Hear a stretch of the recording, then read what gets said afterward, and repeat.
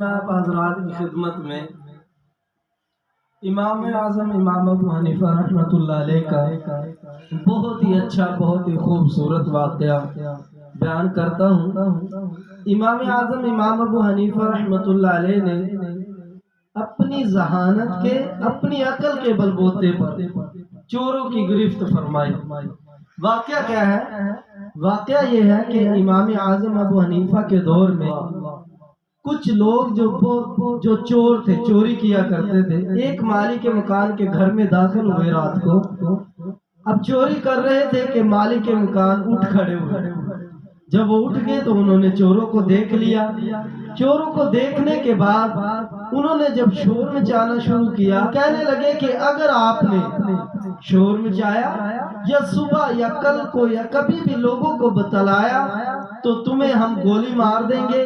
قسم اٹھاؤ کہ میری بیوی کو 3 طلاق اگر میں نے بتایا تو اب اس نے جان بچانے کے لیے قسم اٹھا لی۔ اب صبح ہوئی، مالی کے مکان امام ابو حنیفہ رحمۃ اللہ علیہ کے پاس گیا اور کہنے لگا حضرت اس طرح میرے گھر میں چوری ہوئی ہے، میں پہچانتا ہوں چوروں کو، لیکن میں نے اپنی جان بچانے کے لیے قسم اٹھائی ہے۔ انہوں نے کہا تھا کہ قسم اٹھاؤ کہ میری بیوی کو 3 طلاق اگر میں بتاؤں کسی کو۔ تو امام ابو حنیفہ رحمۃ اللہ علیہ نے اپنی ذہانت کے بلبوتے پر ان چوروں کو پکڑ لیا۔ اب کس طرح پکڑا سنو ذرا۔ امام اعظم ابو حنیفہ رحمۃ اللہ علیہ نے فرمایا کہ صبح جب ہم آپ کو ایک جگہ پہ کھڑا کریں گے، ہم لوگوں کو بلائیں گے آپ کے پاس، آدمی آئے گا، آپ کہنا اگر وہ چور ہوا، چور نہ ہوا تو آپ نے کہہ دینا ہے کہ یہ چور نہیں ہے۔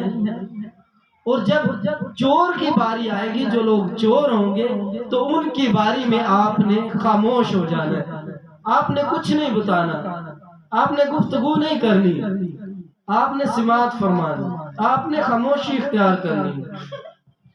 تو بہرحال اسی طرح ہوا کہ لوگ آئے۔ اب امام اعظم ابو حنیفہ رحمۃ اللہ علیہ لوگوں کو ان کے پاس لاتے اور پوچھتے، جو چور نہ ہوتا اس میں وہ شخص کہتا کہ یہ اس نے چوری نہیں کی، اور جب ان کی باری آئی تو خاموش ہو گیا۔